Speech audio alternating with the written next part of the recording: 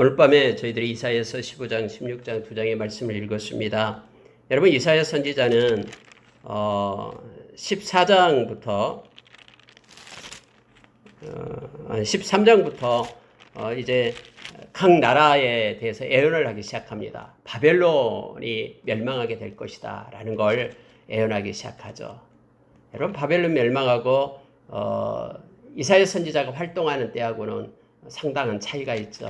약 160년에서 200년 사이 정도 차이가 되는데 하나님은 이사야를 통해서 그 장차 일어날 일들을 예언케 하고 그것이 성취되게끔 그렇게 했음을 보게 됩니다. 그리고 이미 우리가 보았듯이 바벨론은 이 세상을 나타내는 상징적인 그런 나라를 바벨론으로 표현을 하죠. 궁극적으로 마지막 때의 멸망에 대한 내용을 바벨론에서 우리가 보았습니다.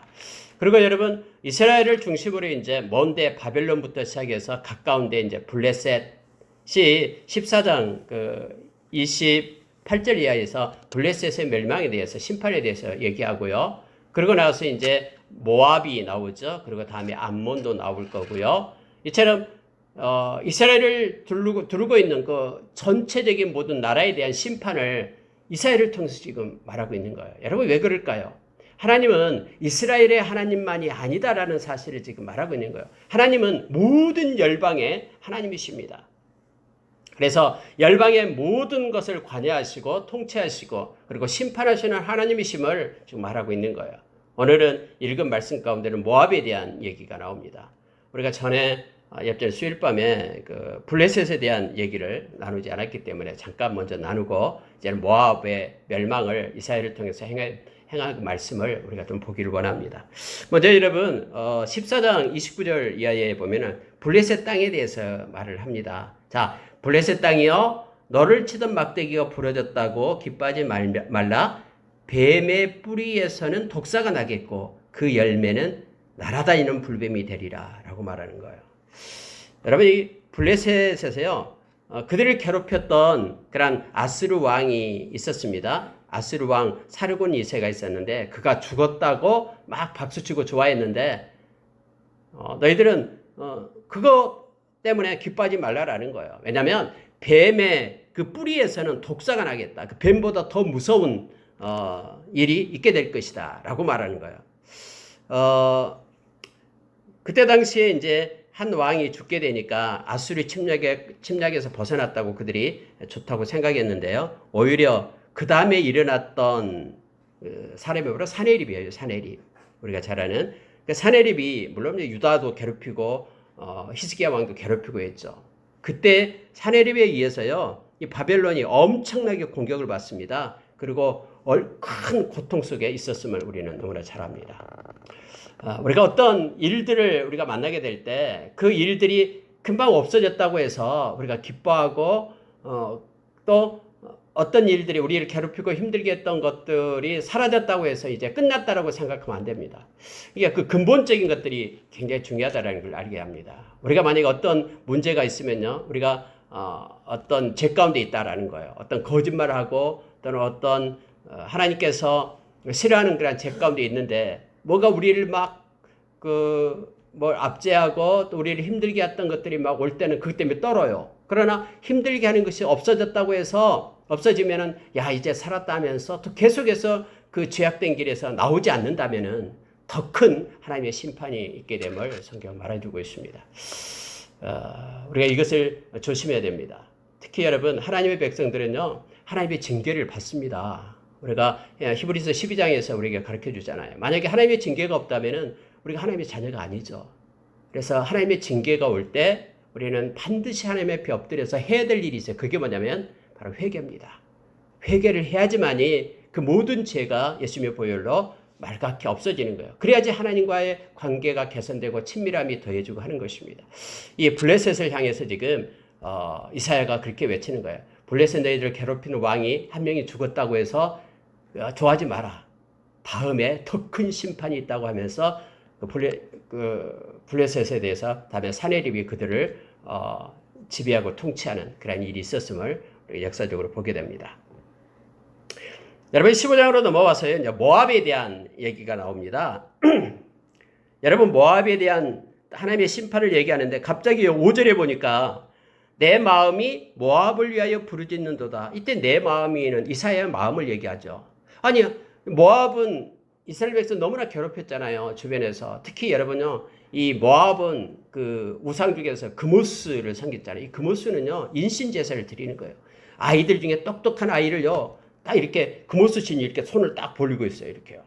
이런 우상 봤죠. 그 위에 이 아이를 갖다 올려놓고 이거 불태워서 죽이는 거예요. 그렇게 정말로 악한 그런 민족이었죠. 이 모압이요. 원래는 그 아브라함의 조카 롯의 그런 후손이었죠. 롯의 딸들에 의해서 만들어진 후손이었는데, 근데 이와 같은 하나님의 그러한 심판을 보게 될 때 이 이사야는 막 마음이 아픈 거예요. 그래서 내 마음이 모압을 위하여 부르짖는도다 하면서 말하고 있습니다.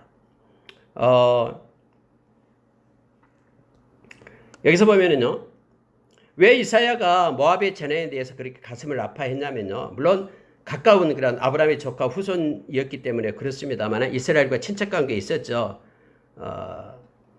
그래서 이런 관계 속에서 모압의 심판도 역시 여기에 있는 그 이사야는 마음을 아파하면서 부르짖는 그런 모습으로 이렇게 기록이 되고 있습니다. 또 여러분 성경에 보면은 누군가가 이렇게 하나님으로부터 심판을 받게 될 때 그거 박수치지 말라고 그랬죠. 하나님은 비록 죄 때문에 그들이 심판을 받는다 해도 그들을 향한 궁일한 마음을 가질 것을 우리에게 요청합니다. 이게 하나님이 우리에게 주신 거예요. 우리가 만약에 여러분 어떤 TV나 매스컴을 보면서 누군가가 죄를 짓고 막 거기에 대한 벌을 받고 할 때요, 막 내가 그럴 줄 알았다, 시원하다 이런 식으로 하면 안 돼요. 이 죄를 짓고 있고 악한 것을 볼 때마다 마음에 어떤 그 궁일한 마음이 우리 가운데 있어야 돼요. 이걸 하나님이 원하시는 거예요. 에스겔서에서 하나님의 마음을 우리에게 그렇게 가르쳐 줍니다. 막 박수치고 할 때에 그 벌을 너에게 옮길까 두렵다라고 성경은 말해주고 있습니다. 어쨌든 지금 모압에 대한 경고를 하면서 이사야가 스스로 막 이사야의 마음 가운데 아픈 거예요. 친척 나라기 때문에 그렇게 이사야가 부르짖고 있음을 보게 됩니다. 근데 여러분요, 자, 심판에 대해서 말할 때 8절 한번 보십시오. 이는 곡성이 모압 사방에 둘렀고 슬피 부르짖음이 에글라임에 이르러 부르짖음이 브엘엘림에 미치며 디몬 물에는 피가 가득함이로다. 그럴지라도 내가 디몬의 재앙을 더 내리되 모압에 도피한 자와 그 땅에 남은 자에게 사자를 보내리라. 하나님의 심판은요, 끝까지 그렇게 이루어집니다. 하나님이 한번 정하고 생각하는 것은 그대로 성취된다라고 옆전에 말씀을 통해서 보았죠. 하나님의 생각은 그대로 성취돼요. 근데 지금 여기 15장에 막 모르는 그런 그 도시 이름들이 많이 나오잖아요. 다 이거 모압에 있는 그런 성 이름이에요. 근데 이곳에 막 부르짖음이 있고요, 슬피 울음이 있고 또 피가 가득하다라는 거예요. 막 그들이 그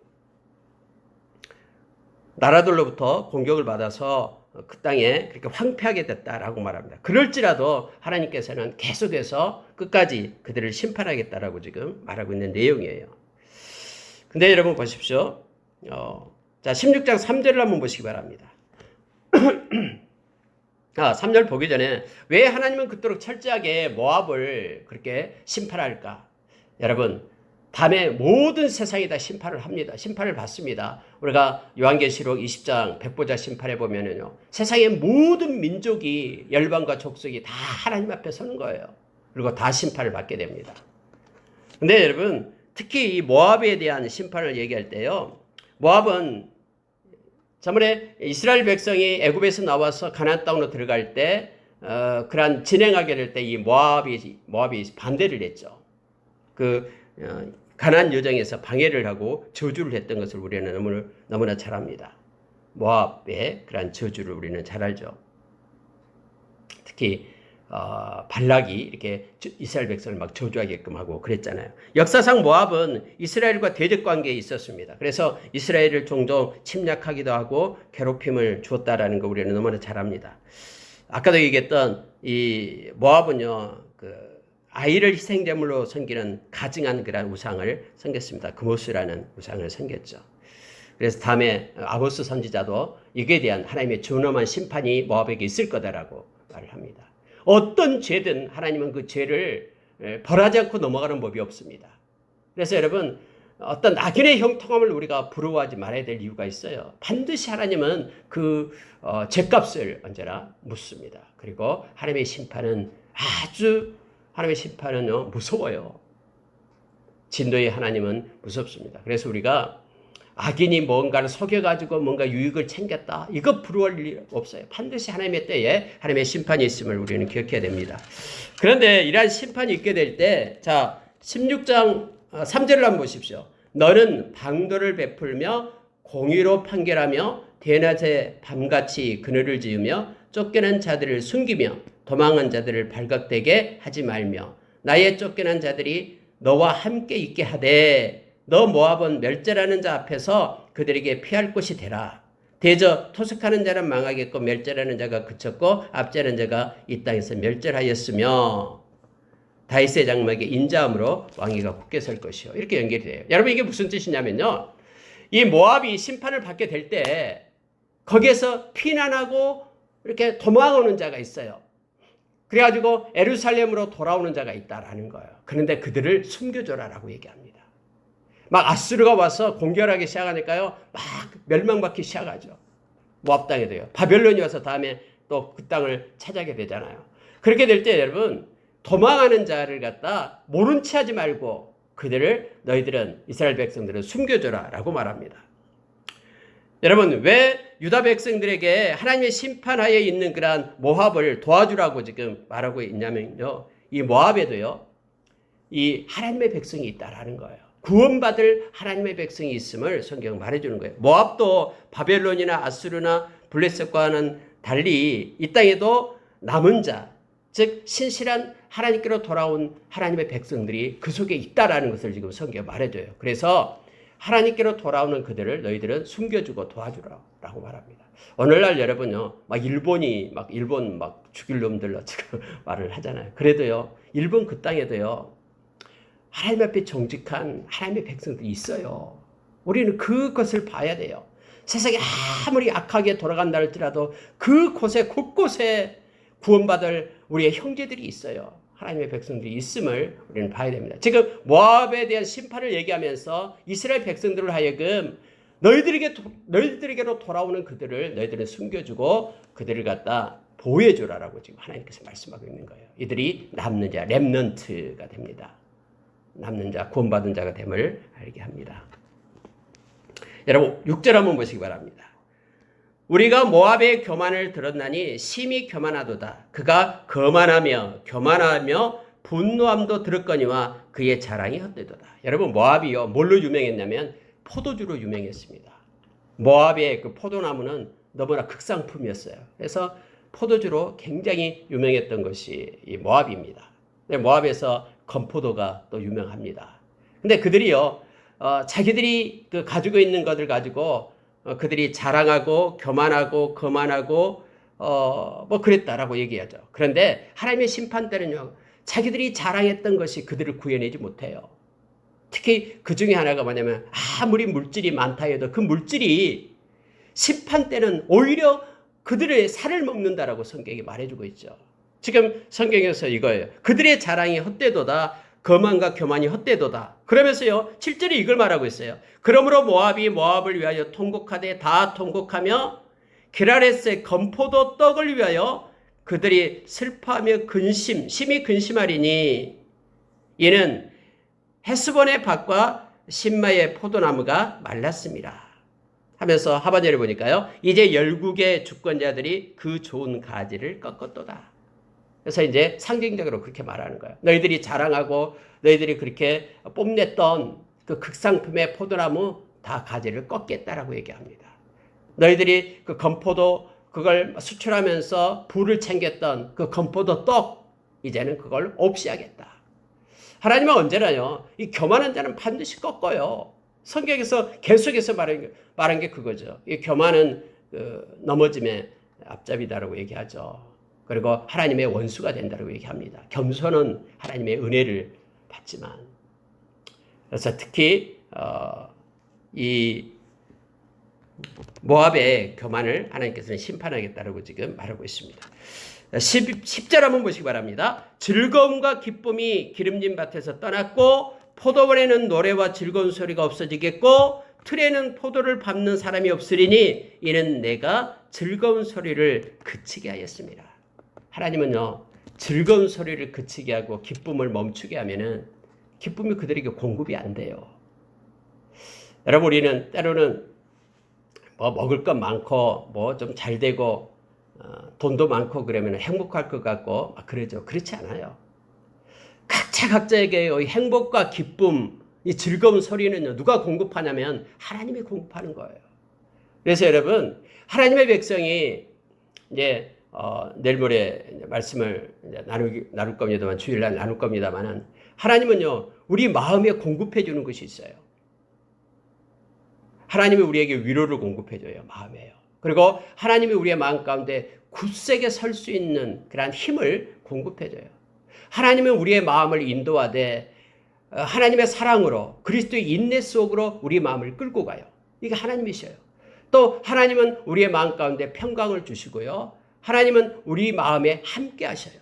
그래서 여러분, 이 마음에 이렇게 기쁨과 위로와 또 평강과 힘을 공급하시는 분이 하나님이셔요.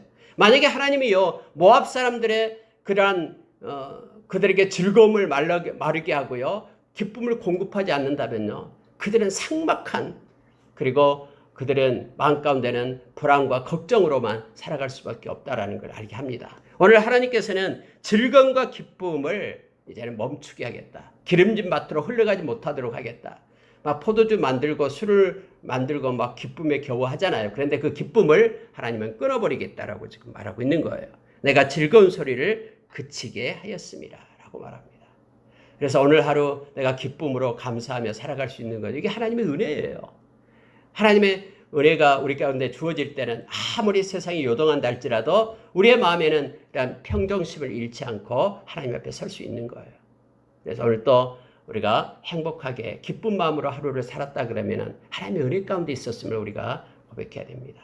하나님이 지켜주지 않으면은 우리 마음에 평강과 기쁨이 없어집니다.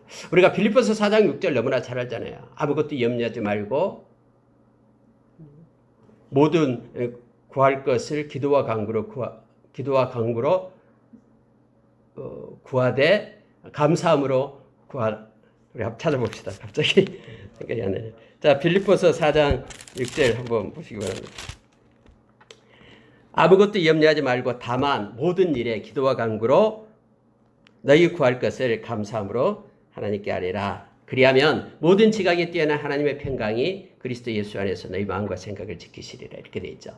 근데 여러분, 모든 지각에 뛰어난 하나님의 평강이 너희 마음과 생각을 지키시리라라고 말할 때 이게 원어적인 모습을 보면은 하나님께서 마치 파수꾼을 두어가지고 마음과 우리 생각의 문에 이 평안을 갖다 지켜주고 있는 거예요.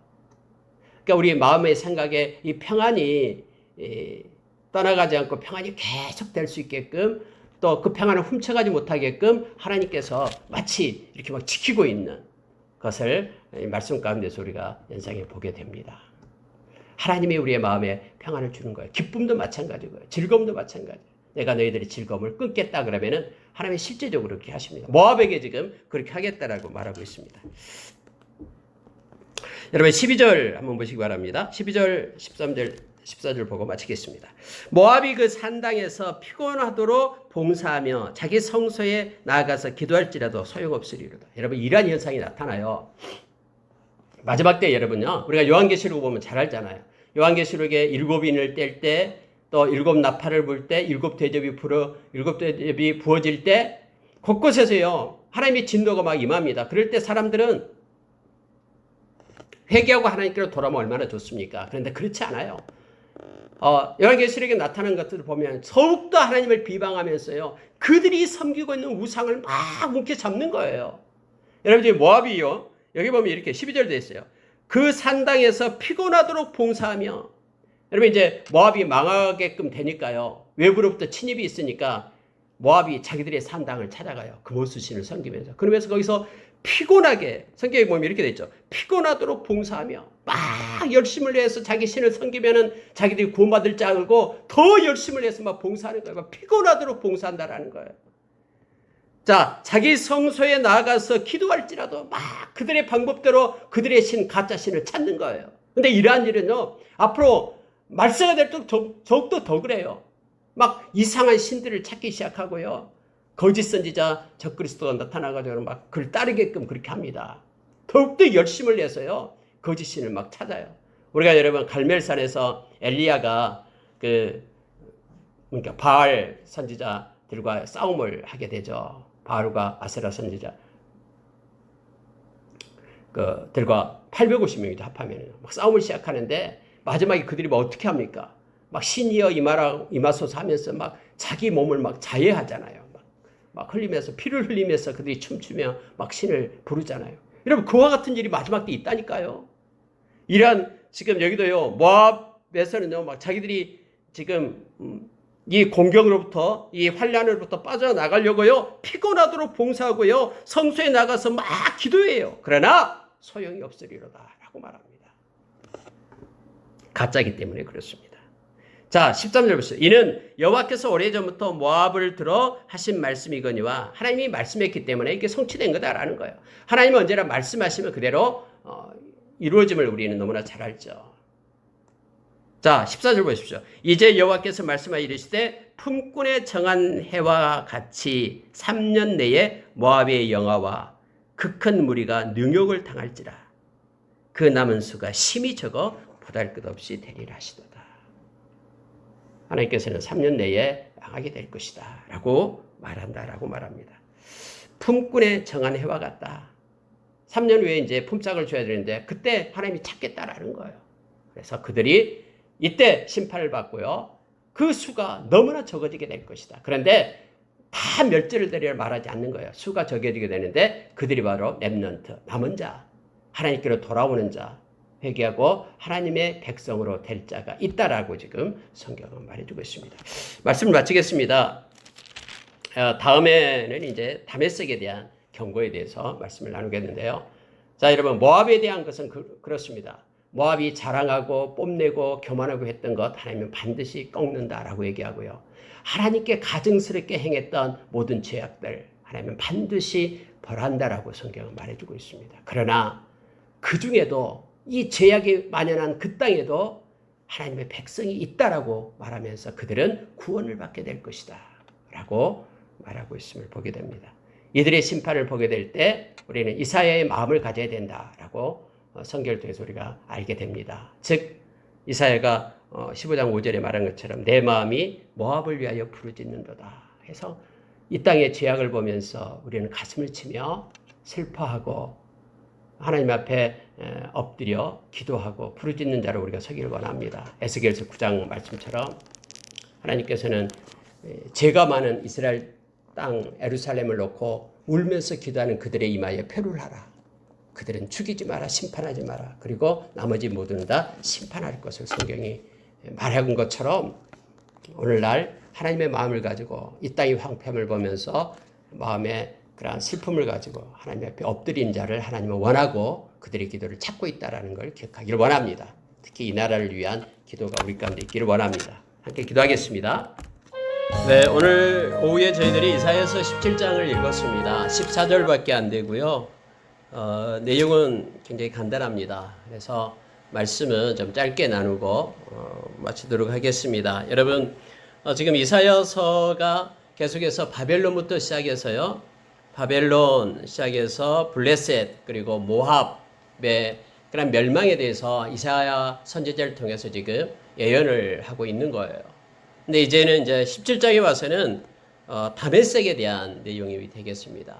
근데 여러분 17장을 읽다 보면은요, 이상한데 이 꼭 다메섹 아람 그런 족속을 향한 예언이 아닌 것 같고 마치 이스라엘 백성을 향한 예언 같다라고 생각이 들어요. 근데 그 이유가 뭐냐면요, 그때 당시에 북이스라엘 에브라임, 북이스라엘하고요, 또 다메섹 그 아람하고요 서로 연합군이 되었어요. 서로 손을 잡고요. 그리고 남유다를 갖다 침입하고 침공하고 이런 상태였거든요. 그래서 마치 이것이 다메섹에 대한 예언임에도 불구하고 북이스라엘에 대한 내용이 같이 섞어서 포함되어 있음을 우리가 기억하기를 원합니다. 그래서 여러분 몇 가지만 나누고 기도할게요. 여러분 17장 1절에 보니까요. 다메섹에 가는 경고라 보라 다메섹이 장차 성읍을 이루지 못하고 무너진 무더기가 될 것이라 라고 선포하면서 시작이 됩니다. 다메섹이 아람의 수도였는데요. 이게 성읍을 이루지 못할 것이다 라고 말합니다. 그리고 황폐하게 되리라 무너지게 되리라 라고 그렇게 선포하면서 시작을 하는데 그 이유에 대해서 성경은 쭉 이사야를 통해서 말해주고 있습니다. 자, 하나님의 심판은 반드시 있습니다. 하나님의 심판은 모든 열방에 하나님의 심판이 있음을 우리는 잘 알고 있습니다. 그리고 반드시 하나님은 죄에 대해서 그 값을 묻고요. 그리고 그냥 봐주고 넘어가는 그런 경우가 없습니다. 만약에 우리도 철저하게 하나님 앞에 그래서 죄를 회개할 것을 성경은 말해주고 있고요. 천국은 죄를 안 지었기 때문에 가는 것이 아니라 회개하는 자가 천국에 가는 곳이다라는 걸 우리로 하여금 더 깊이 깨닫게 합니다. 특히 여러분 보십시오. 자, 6절로 넘어가겠습니다. 하나님의 심판이 있게 되는데 6절을 보니까요. 이렇게 말합니다. 그러나 그 안에 주울 것이 남으리니 감람나무를 흔들 때에 가장 높은 가지 꼭대기에 과일 두세 개가 남은 같겠고 무성한 나무의 가장 먼 가지에 4-5개가 남은 같으리라. 이스라엘의 하나님 여호와의 말씀이니라. 아니 갑자기 다메섹의 심판에 대해서 얘기하면서 하나님께 이렇게 심판을 하지만은 남을 것이라고 얘기하는 거예요. 남는 자를 또 여기서도 말하고 있는 것입니다. 네, 여러분 여기에서 볼 때는 이것이 아까도 얘기했듯이 북이스라엘과 서로 연합된 연합군 형태의 성격으로 우리가 이걸 봐야 됩니다. 결국 여러분 다메섹은 멸망을 당합니다. 아시리아에게 멸망을 당하게 되죠. 그런데 문제는요. 북이스라엘에 또 역시 멸망을 당하게 되죠. 아수르에 의해서요. 그런데 다 멸망당하는 게 아니라 성경에는 이렇게 표현하고 있어요. 주울 것이 남으리니 라고 말합니다. 그 중에서도 주울 것, 즉 구원받은 하나님의 백성들, 회개하고 돌아올 하나님의 백성들이 있다라는 거예요. 근데 그 숫자가 너무 적다라고 얘기합니다. 감람나무에서 가장 높은 꼭대기에 있는 과일 2-3개 정도 남는 것과 같다라고 말하고요. 또 무성한 나무의 가장 먼 가지에 4-5개 남는 정도 해서 하나님께로 회개하고 돌아오는 숫자가 너무 적다라는 것을 우리로 하여금 알게 합니다. 여러분 이것은요. 요한계시록에도 동일하게 말하고 있어요. 요한계시록에 하나님의 그러한 심판과 하나님의 징계가 임함에도 불구하고요. 정말로 회개하고 하나님께로 돌아온 무리들이 그렇게 적어요. 우리가 노아의 그런 홍수 심판 때를 우리가 보면 알잖아요. 그 많은 사람들이 있었지만은 노아의 가족만 구원을 얻은 것처럼요. 마지막 때는요. 이처럼 하나님께로 회개하고 돌아온 하나님의 백성들이 있습니다. 남는 자로서요. 있긴 있는데요. 그 숫자가 적다라는 것을 성경은 말해주고 있어요. 그래서 여러분 우리가 이 믿음의 길에서 우리가 떠나서는 안 됩니다. 그리고 마음대로 우리가 회개하고 돌아올 수 있는 게 아니에요. 성경 사도행전 11장에 보면은 생명 없는 회개, 하나님께서 그들에게도 생명 없는 회개를 주었구나 라고 고백했듯이 하나님께서 부어주지 않으면은 하나님께로 올 자가 없음을 성경은 말해주고 있습니다. 베드로후서 3장 8절 이하에도 마지막 때를 말하면서 하루가 천년같이 천년이 하루같이 우리 주님께서 기다리고 있는 것은 회개하고 돌아온 한 생명이라도 회개하고 돌아올 영혼을 기다리고 있다고 말합니다. 그러나 하나님의 때가 될 때 하나님의 심판이 임함을 성경은 말해주고 있습니다. 자, 여러분 7절에 한번 보십시오. 그날에 사람이 자기를 지으신 일을 바라보겠으며 그의 눈이 이스라엘의 거룩하신 일을 뵙겠고 자기 손으로 만든 제단을 바라보지 아니하며 자기 손가락으로 진 아세라나 태양상을 보지 아니할 것이며. 여러분 이 얘기가 무슨 얘기냐면 돌아오는 자를 지금 말하는 거예요. 돌아오는 자는 그날에 자기를 지으신 이 하나님을 바라보겠다라고 말합니다. 그리고 그의 눈이 거룩하신 일을 뵙겠다. 이 회개하고 돌아오는 이들의 모습이에요. 그들은요, 하나님을 기억하고요, 하나님을 바라보는 자입니다. 그리고 하나님께로 돌아오는 자들이죠. 심지어 여러분, 그들이 회개하고 돌아오는 이들은요, 그들이 만든 제단을 보지 않을 것이다라고 말합니다. 자기의 손가락으로 지은 아세라나 태양상을 보지 아니할 것이고, 그것들이 자기를 구원할 수 없거든요. 다 사람이 만든 우상은 마지막에 결국 수치와 부끄러움을 줄 뿐이죠. 그래서 그걸 끝까지 붙잡고 회개하지 않는 사람은 그것 때문에 망하는 거예요. 그러나 그걸 버리고 그것이 나를 구원하지 못하고 나에게 유익이 없다라고 깨닫고 철저하게 하나님을 향하여, 나를 지으신 하나님을 향하여 돌아오고 하나님을 따르는 그에게만 구원이 주어짐을 성경은 우리로 하여금 알게 합니다. 자, 여러분 9절에 가면은요, 그날에 또 말합니다. 그 견고한 성읍들이 옛적에 이스라엘 자손 앞에서 버림받은 수풀 속의 처소와 작은 산꼭대기의 처소 같아서 황폐하리니, 견고한 성읍이요, 하나님의 심판을 받고 황폐해지게 됨을 보게 됩니다. 왜 그렇습니까? 10절에 이렇게 말합니다. 이는 네가 네 구원의 하나님을 잊어버리며 내 능력의 반석을 마음에 두지 아니한 까닭이라. 그러므로 네가 기뻐하는 나무를 심으며 이방의 나무 가지도 이종하는도다 라고 말합니다. 다시 말하면은 결국 심판을 받아서 황폐하게 되고 망하게 되는 이유가 뭐냐면 구원의 하나님을 잊어버릴 때, 그리고 능력의 반석을 마음에 두지 않을 때, 결국 마음이거든요.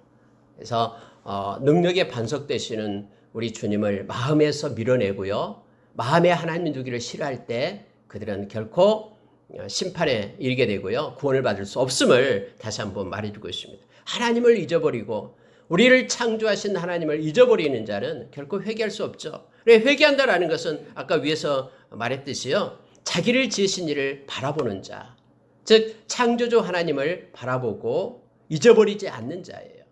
그리고 마음으로부터 주님을 바라보는 거죠. 마음에 반석 되신 주님을 마음 가운데 둬야 됩니다. 그래서 마음으로 믿어 의에 이르고 입으로 시인하여 구원에 이른다라는 로마서 10장 10절의 말씀처럼 이것이 없다 그러면요, 절대로 회개하고 돌아올 수 없어요.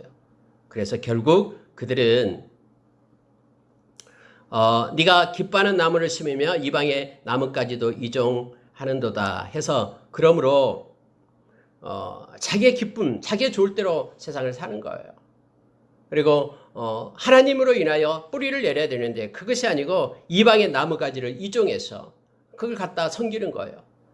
다른 이방이 섬기는 그런 우상들, 그런 것들을 갖다 섬겨서 결국 수치와 부끄러움으로 하나님 앞에 멸망당하게 될 것을 성경은 말해두고 있습니다.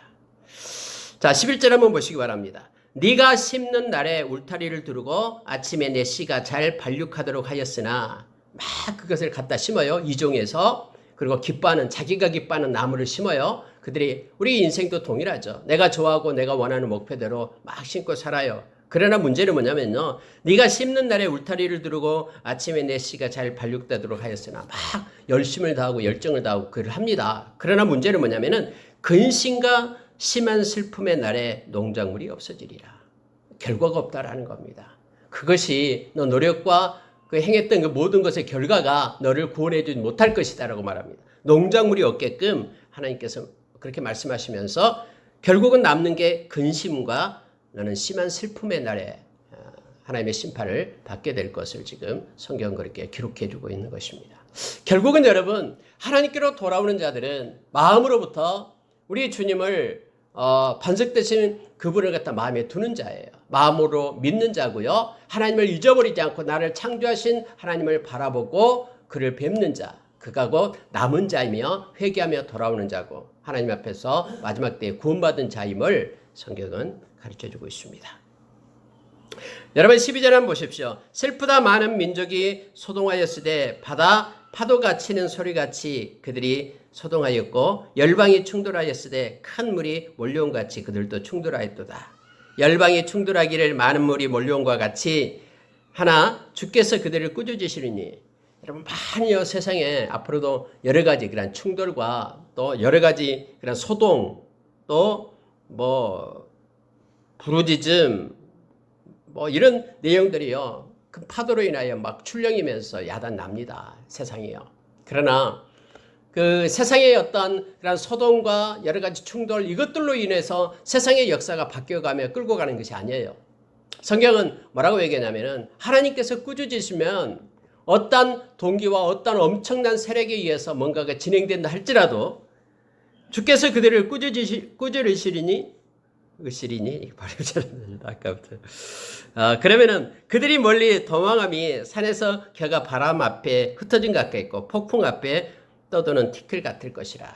분명하게 말합니다. 하나님께서 하나님의 생각, 하나님의 심판의 때가 되어서 하나님께서 꾸짖기만 한다 그러면은 그 모든 것들이 마치 바람 앞에 겨와 같고 막 여러 가지 폭풍 앞에 티끌과 같다. 이렇게 아무런 힘을 발휘하지 못하고 하나님의 의도대로 심판을 받게 됨을 성경은 말해주고 있습니다. 이것이 여러분 마태복음 24장에서도 나온 거고요. 요한계시록에도 계속해서 우리에게 가르쳐주고 있는 거예요. 우리가 베드로후서 3장에서도 사람들은 그렇게 조롱하는 자가 나타나서 말합니다. 무슨 예수님의 강림이 있고 심판이 있다라고 조롱한다라고 얘기하죠. 어제 하늘과 오늘이 똑같고 세상의 정세를 봐라라는 거예요. 막 이런 엄청난 소동과 엄청난 충돌이 일어나고 있고 그것의 결과로서 세상은 이렇게 될 것이다라고 말하지만 그렇게 보여지는 대로 나타나는 것이 아니다라는 것을 우리에게 가르쳐주면서 모든 것은 하나님의 인도하심과 의도에 따라서 역사가 굴러가게 됨을 성경은 가르쳐줍니다.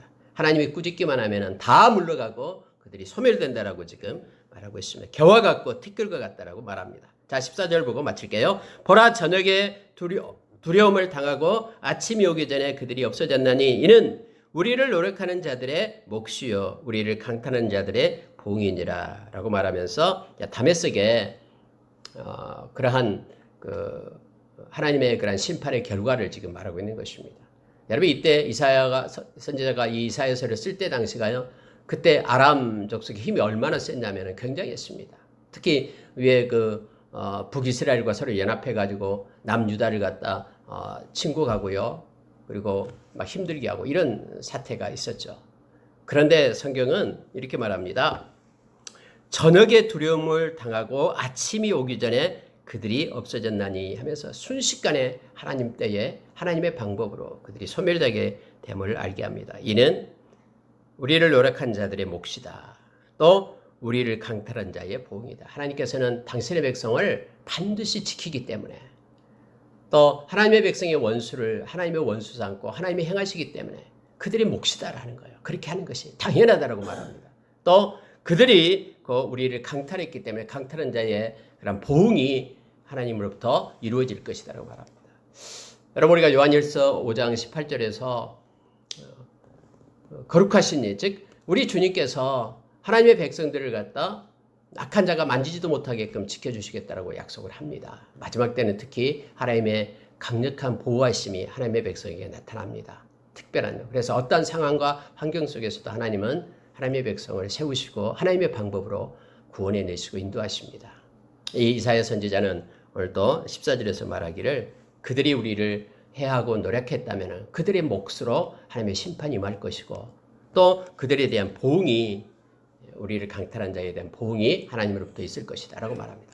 결국 여러분 17장에서는요 여러 가지 것들을 우리에게 얘기해 줍니다. 다메섹의 멸망에 대해서 심판에 대해서 말을 해줌과 동시에 우리에게 가르쳐 준 것이 있는데 뭐냐면 그러나 그 심판 중에도 회개하고 돌아온 하나님의 백성은 구원을 받는다라는 것을 우리에게 가르쳐 주고요.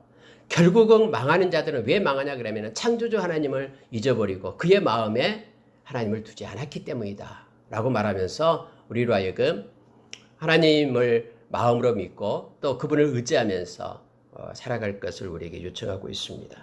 세상이 아무리 흔들리고 요동이 온다 할지라도 우리는 주님을 바라보는 시선을 멈추지 않고요. 그분에 의해서 우리 인생의 끝자락이 형성된다라는 걸 주님에 의해서 모든 것들이 역사든 개인의 인간사든 마무리된다라는 걸 기억하며 하나님만을 의지하고 나아갈 것을 성경은 요청해 주고 있습니다.